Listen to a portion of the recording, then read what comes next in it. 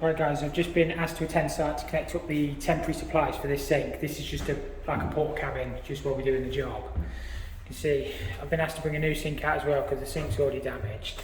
I've no idea how it's been. Nobody knows what's happened to it. I don't think the electrician's probably done it because I think all these come pre-wired. But apparently it wasn't like that when it was delivered. You can't even get the doors open. So we'll have a look at that. I'll show you the water supply outside. So we've got a 25mm blue MDP E-pipe coming up out this duct. All we can do is elbow it across. We can't turn this off, so we'll have to do it live. There's not a lot of pressure anyway, and then just pick that up. And they also want an outside tap putting in, so we'll put a double check valve and stuff in with that, and the waste will just drop on the floor for the time being. They'll probably put a thing in for us, but all it is just a temporary cabin just while we're doing the works anyway. I'll try and pill this up so we can get the doors open. We can have a look at the plumbing. So it's already got a stop tap and a double check valve inside. All we'll probably do is tee off here somewhere, put another double check valve in, and then just go out of the wall for a big tap. And then that's all you can pretty much do, and then we'll try and lag it all. Obviously the plumbing ain't the best in these, but it's just how they are. But I think this was a brand new cabin, so kind of, I don't know how that's happened. Hopefully the sink we've got in the van fits and all. We'll have a look at that and we'll sort it. Before we rip this sink out, we're just double checking to make sure the new one fits, because it's the first time I've seen this job and I ordered it blind.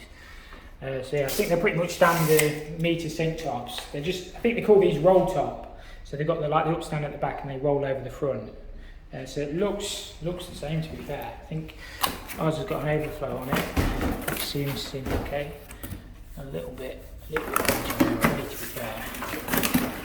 But I think it should be okay. Hopefully. We'll just swap the waste, disconnect the pipes out of it obviously, and then Jacob will probably do this. I'll get the water connected up on the outside. Yeah, should be an easy job. All we've done is run a Stanley knife around the outside, just took the two screws off. We'll get these pipes cut out of it, and then the whole lot should just lift off and it should be a straight swap then, to be fair. We'll disconnect that waste. There shouldn't be anything in it because it should never have been used. Off you come, there we go. And yeah, easy one sorted. All I'm going to do is cut this at the ground level. I'll just do it live, to be fair. There's not much pressure on it anyway. And then we'll put a lever valve here somewhere, and then we'll just bring it round in speed fit, and then up into this connection here. So we'll just use the speed fit elbow back on there then. So it should be nice and easy, and we'll lag it all. It's only going to be temporary anyway, but obviously you still need to try and do it to reg as best as you can. It'd been better if they'd brought the cabin over the top, but we never really get that. So yeah, I'll try and get a video of me just how I connect it in live. So these field mat connections take you to copper pipe. So all you do is you take your nut off there, take them two bits out. You don't need them two bits, but you do need your nut, and then just build them up exactly to the instructions. So you've got like your insert bit, then your grab ring, then your bush, and that just takes 15mm copper pipe then. So they go just like that, and all you do is push that in there now, like so, and then all that does is just tighten up onto there. It's a little bit difficult to do one-handed, but you kind of get the idea. Then I'm going to put a 15mm lever valve. To be fair, the tricky bit with this is just going to be getting the insert in on the pipe. That'll just push straight over, tighten up, and we can do that live then. So I've made a 15mm lever valve up to the end of that. When we do it live, we need that valve open because you'll never get the fitting on. So as I say, the worst bit, we're just trying to get the insert in. We need to use a 25mm insert in there, but we'll cut it, bang that in, bang that over the top, and then just tighten that up, and that will do that then.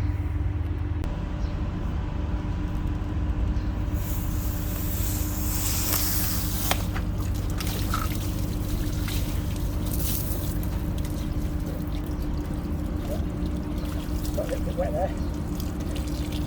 Then just bang that on there.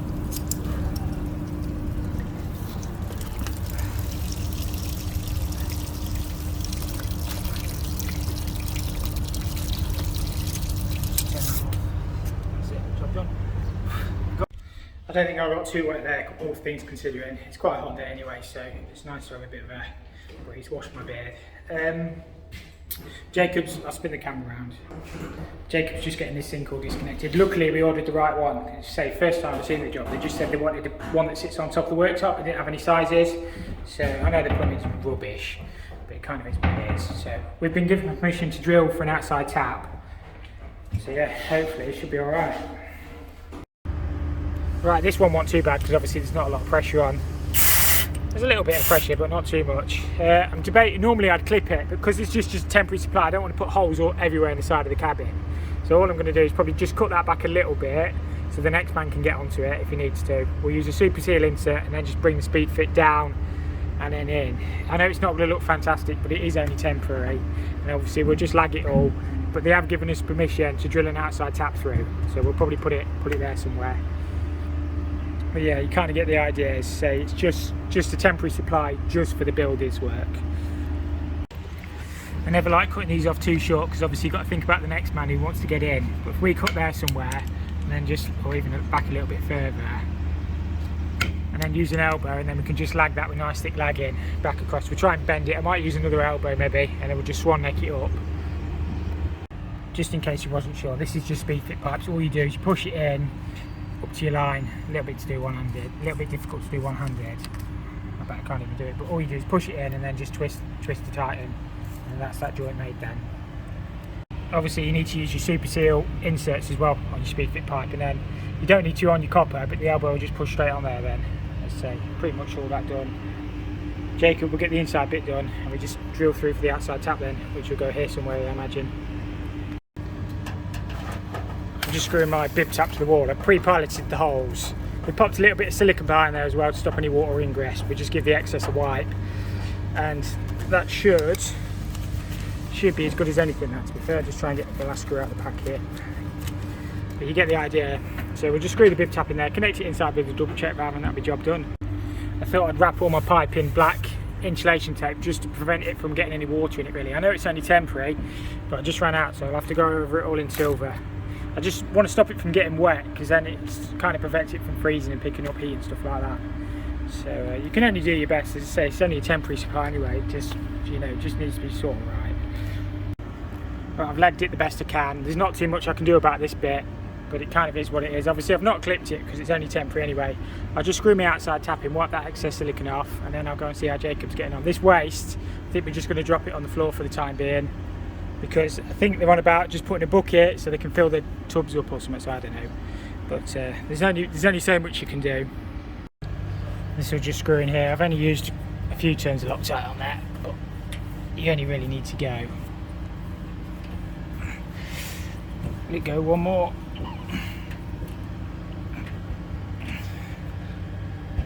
Yeah, that should be fine. Yeah, that'll be fine. So I did about 6 turns of Loctite. We'll make sure that's shut, and we'll. I've not turned it on yet. My mate's still connecting up inside, but it should be okay.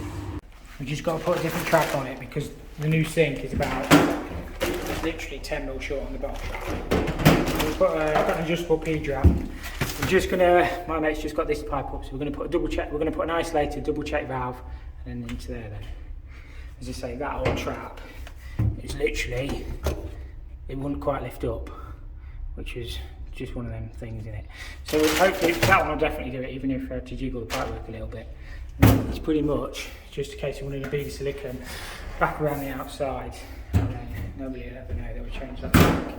That'll be sorted. I've had to use a mechanical just on there because I don't care when you push it in the van. But I think they'll disconnect that anyway because they want to get a tub under it. Basically what they do is they run the tap, and then it just fills the tub so they don't waste any water. So that's my bit all done outside tap in. We'll turn that on in a second. We'll make sure Jacob's got all connected up inside first. We don't want to flood him out. He's done a grand job of that. So we've got an isolator, double check valve. We'll be able to drain it through the tap because he's done that lower. And then hopefully that's turned off. He's turning it on outside, and then we'll just get all this tested, and then we just have to run a bead of silicone round. That should be job done. Right, I think he's giving me the signal through the window. We'll turn that on and we'll check we've got water. Make sure these get filled up as well before the power gets turned on, otherwise you burn the elements out.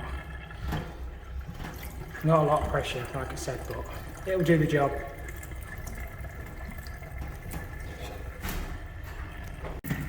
This heater's all full up now. You just want to make sure you get a free flow of water out your spout.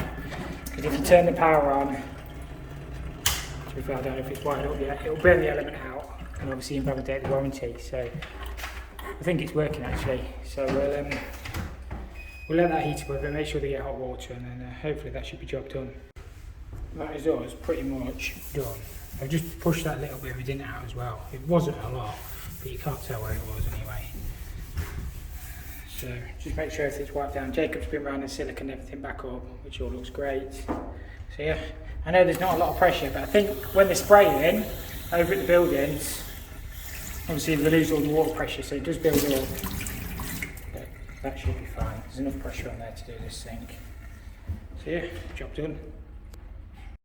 We've even fitted the shelf for them, look. That's what you call a considerate contractor, that. We'll just make sure all the floor's nice and clean, and that'll be us done.